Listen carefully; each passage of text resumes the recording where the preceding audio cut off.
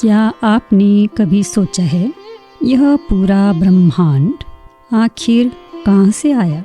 ऋषि वशिष्ठ जी बताते हैं कि यह संपूर्ण ब्रह्मांड केवल मन की कल्पना, माया का बीज है। जैसे स्वप्न से जगत बनता है, वैसे ही चेतना से संसार की रचना होती है।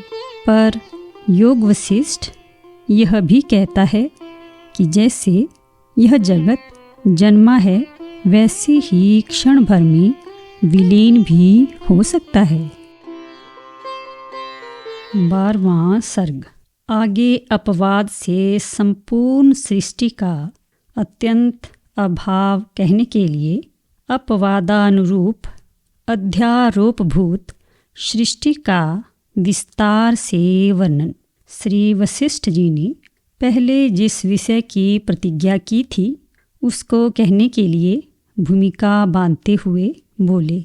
वत्स श्री रामचंद्र, सर्वोत्तम, शांत और परम पवित्र इस पद से अर्थात ब्रह्म से यह संपूर्ण विश्व जैसे आविर्भूत हुआ है, उसे आप उत्तम बुद्धि से क्षोभ शून्य एकाग्र मन से सुनिए।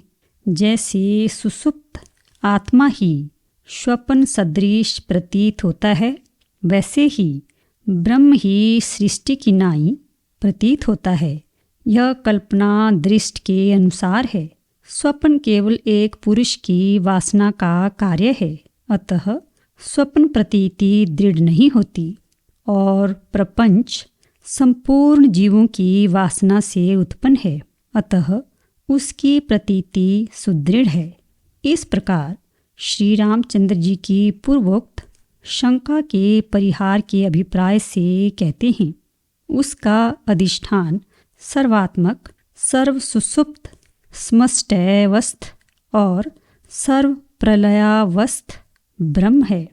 इस विषय में आप क्रम को सुनिए, क्योंकि यह संपूर्ण विश्व स्वभावतः सदा अनंत प्रकाश रूप तथा अनंत चैतन्य स्वरूप ब्रह्म का सत्ता मात्र रूप है।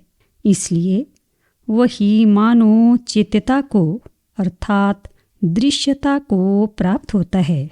यूं अग्रिम श्लोक से संबंध है। पहले उसमें स इक्षत लोकानु सृजा इति अर्थात उसने संकल्प किया कि मैं लोकों की सृष्टि करूं। इस श्रुति से सिद्ध ईक्षण भाव को दिखलाते हैं। आकाश से भी सूक्ष्म और निर्मल जो बोध है, वह भावी होने वाले नाम और रूपों के अनुसंधान से कुछ अनुमित रूप वाला होकर संपूर्ण स्रष्टव्य अर्थात सृष्टि करने योग्य विषयों में संकल्प पूर्वक अहंकाराध्यास के बिना प्रतीत होता है। अतएव वही स्वयं अपने स्वरूप में मानो किंचित चेत्यता अर्थात दृश्यता को प्राप्त होता है। ईक्षण वृत्ति और ईक्षण वृत्ति के विषय रूप उपाधियों से उसमें ईश्वर भाव और जीव भाव को दर्शाते हैं। तदुपरांत वह परम सत्ता ही ईक्षणात्मक वृत्ति से युक्त चेतना में अर्थात उक्त ईक्षणात्मक वृत्ति में अभिव्यक्त चैतन्य में उन्मुख होकर, यानी ईक्षण वृत्ति सहित चेतना प्रधान होकर वाणी के व्यवहार के विषय धर्मों से युक्त होने के कारण वाणी से प्राप्य ज्ञेय होने से, यानी वाणी के व्यवहार के योग्य होने से चित्त नाम के योग्य सर्वज्ञ ईश्वर नाम के योग्य होती है। पीछे चिरकाल की अनुवृत्ति से जिसकी ईक्षण वृत्ति अत्यंत धन हो गई है और जिसने उक्त ईक्षण वृत्ति के विषय सूक्ष्म प्रपंच स्वरूपता रूप परिच्छेद स्वीकार कर लिया है, एवं भूत वही परम सत्ता जब परम पद का त्याग करती है, तब भावी प्राण धारण रूप उपाधि वाले जीव हिरण्य गर्भादि नाम वाली होती है। वैसे होने पर भी ब्रह्म सत्ता स्वरूप से विनष्ट नहीं होती।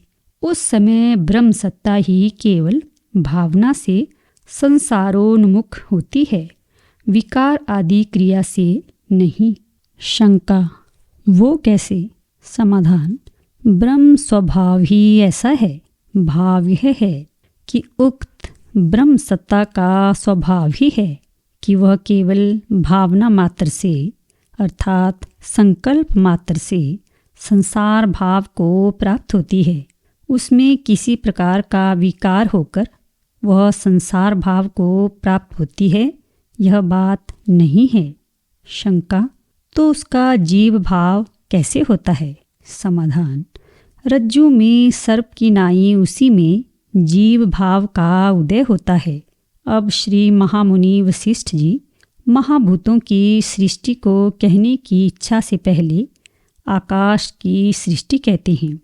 जीव भाव का उदय होने के अनंतर अन्य भूतों को अवकाश देने वाली होने के कारण शून्य प्रायः रिक्त आकाश सत्ता उदित होती है, जो कि सूर्य आदि की सृष्टि के पश्चात होने वाले आकाश आदि नामों के अर्थ को आकाश यानी आसमन्तात काशते प्रकाशते यानी चारों ओर से जो प्रकाशित है इत्यादि अर्थ को देती है और शब्दादि गुणों की कारण है। पूर्वोक्त ऋण्य गर्भरूप जीव के अहंताभिमान की और तब से लेकर द्विपरार्ध परिमित ब्रह्मा की आयु रूप काल की सृष्टि को कहते हैं। आकाश सत्ता के अनंतर भावी अर्थात होने वाले नामों के अर्थ रूप से जगत स्थिति की मुख्य बीजभूत अहंता अर्थात अहंकार काल सत्ता के साथ उदित होती है। उक्त आकाश अहंकार और काल की सृष्टि ऋण्यगर्भ से नहीं होती, किंतु ऋण्यगर्भ रूप उपाधि से उपहित परमात्म सत्ता से ही होती है, क्योंकि वही सबकी हेतु है। उस परम शक्ति परमात्म सत्ता का स्वसंकल्प मात्र रूप यह प्रकाशमान असदात्मक दृश्य प्रपंच सत की नाई उससे उदित होता है। इसके उदय से परमात्म सत्ता में किसी प्रकार का विकार नहीं होता। यह सूचन करने के लिए स्वसंवेदन मात्र कम कहा है। मैं आकाश हूँ, इस अहंकार से अभिमान से जिसका स्वरूप प्रायः आकाश सा हो जाता है, ऐसी संवित आकाश कार्य वायु आदि विषयक संकल्प रूपी वृक्ष की बीज है। अतएव उससे परिच्छिन्न स्पंद शक्ति प्रधान होने के कारण अहंकार का एक अंश सा वायु आविर्भूत होता है। आकाशाहंकारोपाधि से उपहित परमात्म सत्ता ही जब संपूर्ण शब्दों के बीज भूत शब्द तन मात्र रूप बनने का संकल्प करती है, तब उसी से शब्द तन मात्रा की उत्पत्ति होती है। ऐसा कहते हैं। आकाश में अहंता बुद्धि वाली परमात्म सत्ता शब्द तन मात्र के संकल्प से अर्थात मैं शब्द तन मात्रा हूँ, इस संकल्प से अति सूक्ष्म आकाश भाव से कुछ घन होकर शब्द तन मात्रा होती है। वेद आदि संपूर्ण शब्दों का शब्द तन मात्रा उपादान है। भावी अर्थात होने वाले नामों का अर्थभूत तथा शब्द समूह रूपी वृक्ष का बीज वह शब्द तन मात्रा ही विस्तार को प्राप्त किया गया पद वाक्य प्रमाण नामक वेद समूह है। इस प्रकार वेद रूपता को प्राप्त हुए परमात्मा से, जो कि शब्द समूह से निर्मित पदार्थ समूह रूप परिणाम कार्य का विस्तार करते हैं, जगत की उत्पत्ति होगी। भाव यह है कि स भूरिति व्याहरत स भुवम सृजत, उसने भू कहा अनंतर पृथ्वी की सृष्टि की। एत इति वै प्रजापति देवान सृजत अस्रिग्रमिति मनुष्या निंदव इति पितृन। प्रजापति ने एत इससे देवताओं की अस्रिग्रम से मनुष्यों की और इंद्वह से पितरों की सृष्टि की इत्यादि श्रुतियों से यह प्रसिद्ध है कि वेद में जो शब्द समूह से सिद्ध पदार्थ हैं उन्हीं का परमात्मा विस्तार करते हैं। इस प्रकार वायु पर्यंत जिसका परिवार है ऐसी वह चीति जीव शब्द से कही जाती है। वही भावी नाम रूप समूह से मूर्तिमान जीवों के समूह रूपी वृक्ष की बीज है, अर्थात संपूर्ण मूर्त्याकार पदार्थ जीव उसी से उत्पन्न होते हैं। वह परमात्मा व्यष्टि प्राण रूप से आध्यात्मिक संपूर्ण क्रियाओं का हेतु है। 14 भुवन हैं। प्रत्येक भुवन में प्राणियों का आकार प्रकार भिन्न भिन्न है। अतएव 14 भुवनों के भेद से 14 प्रकार के प्राणी पूर्वोक्त प्राणवायु के कारण अपने से अर्थात ब्रह्म से व्याप्त होकर ब्रह्मांडों उदर रूप विविध गर्तों में घूमते फिरते हैं। वही चैतन्य जब मैं वायु हूँ इस अभिमान से युक्त होता है तब वह संपूर्ण स्पर्शों का उपादान कारण स्पर्श तन मात्रा रूप और आवह प्रवह आदि 49 वायुओं के विभाग से संपूर्ण पदार्थों की चेष्टा का कारण होता है। यद्यपि मैं वायु हूँ, इस अभिमान के पूर्व उक्त चैतन्य का न वायु नाम था और न उसमें चलन आदि क्रिया ही थी।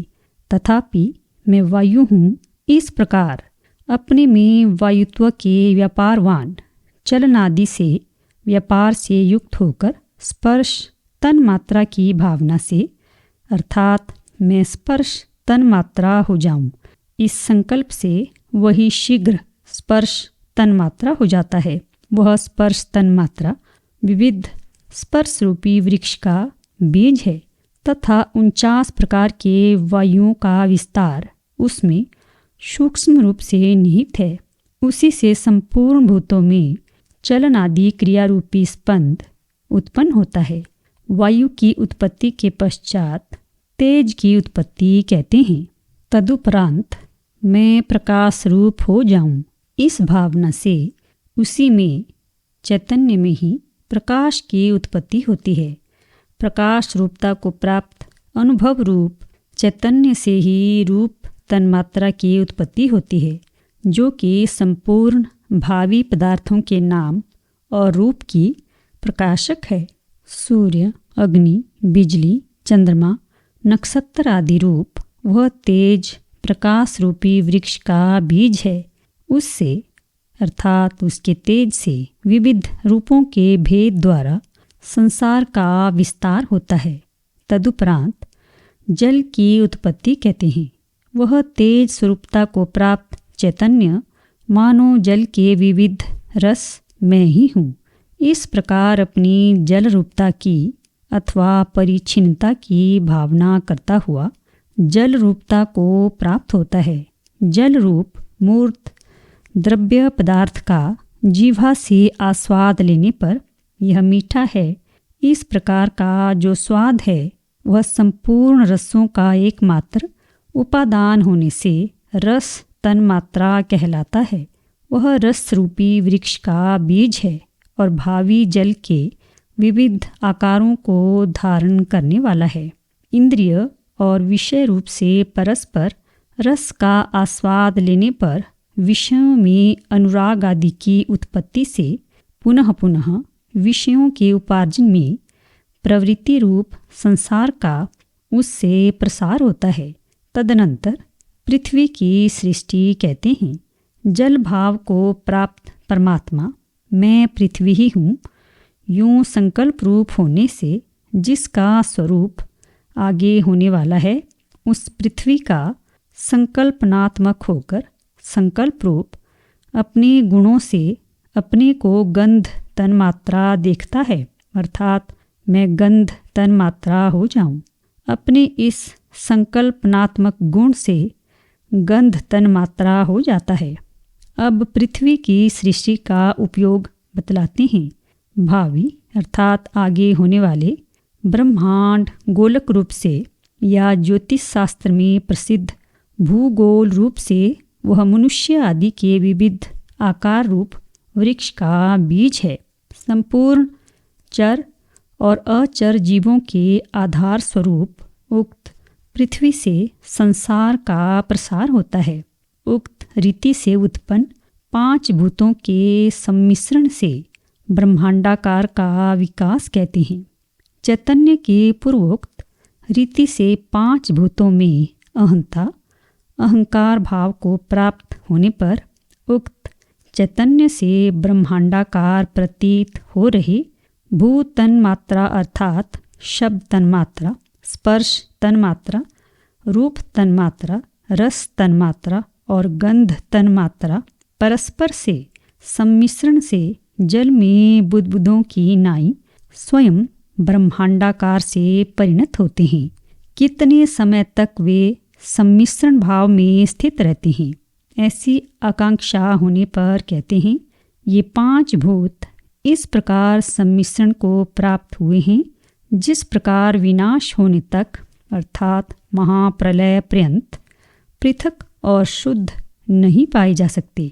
जितनी वस्तुओं का स्थूल रूप से आविर्भाव हुआ वे सब पहले ब्रह्म सत्ता से विद्यमान थी।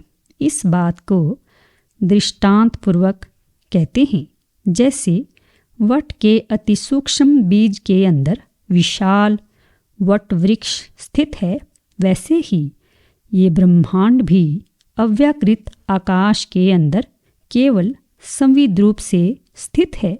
यदि किसी को आशंका हो कि भूतन मात्रा अति सूक्ष्म है, अतएव स्थानाभाव उनमें स्थूल पदार्थों का रहना विरुद्ध प्रतीत होता है, तो इस पर कहते हैं तन मात्राओं की स्थूल पदार्थों की वास्तव में स्थिति नहीं है, किंतु उनसे उनकी केवल माइक उत्पत्ति दिखलाई देती है और फिर वे शाखा प्रशाखा के भेद से विविध विस्तार को प्राप्त होते हैं और क्षण में ही विलीन हो जाते हैं। पूर्वोक्त माइक उत्पत्ति का प्रदर्शन अति सूक्ष्म वस्तु में भी होता है, यह भाव है। तन मात्राओं के उक्त रीति से स्थूल हो जाने पर भी उनके सूक्ष्म रूप की एक स्थिति नहीं होती, क्योंकि जिस अधिष्ठान में विवर्त होता है उसका विकार नहीं होता। वे विवर्त की ओर अग्रसर होते हैं, यानी विवर्त से स्थूलता को प्राप्त होते हैं, पर वास्तव में विवर्त रहित अपने सूक्ष्मतम स्वरूप में ही रहते हैं। विकार रहित चेतन से संबद्ध होने के कारण क्षण में ही पिंडी भाव अर्थात स्थूलता को प्राप्त होते हैं। यदि वह स्थूल भाव तन मात्राओं का परिणाम होता है तो जैसे कद्दू के बड़े होने में समय लगता है, वैसे ही इनकी स्थूलता में समय लगता है, यह भाव है। इस सर्ग में पहले जो विषय कहा गया है उसका स्मरण कराते हुए इस सर्ग का उपसंहार करते हैं। यह तन मात्रा समूह जिसका पहले विस्तार से वर्णन किया गया है, संकल्प स्वरूप चैतन्य ही है, उससे अतिरिक्त नहीं है। कारण कि चैतन्य ही मैं अमुक हूँ, इस अभिमान से तत् स्वरूप हुआ है। चैतन्य अपने स्वरूप से तो निराकार ही है, पर संकल्प रूप से वह अपने को त्रस रेणु सदृश अर्थात स्थूल रूप से देखता है। जो पहले यह कहा था कि ब्रह्म ही जगत के आकार में परिणत होता है, वह पूर्वोक्त रीति से सिद्ध हुआ। दृश्यमान जगत के मूल पंचभूत तन्मात्रा ही हैं। पंच तन्मात्राओं का मूल माया शक्ति ही है, जिसका परमात्मा से तनिक भी व्यवधान नहीं है और जो जगत की स्थिति में कारण है। इस प्रकार चिद्घन अज परमात्मा ही माया शक्ति द्वारा जगत का बीज है। माया के हट जाने पर वही सदा अनुभवारूढ़ होता है, इसलिए यह दृश्यमान जगत चेतन रूप ही है।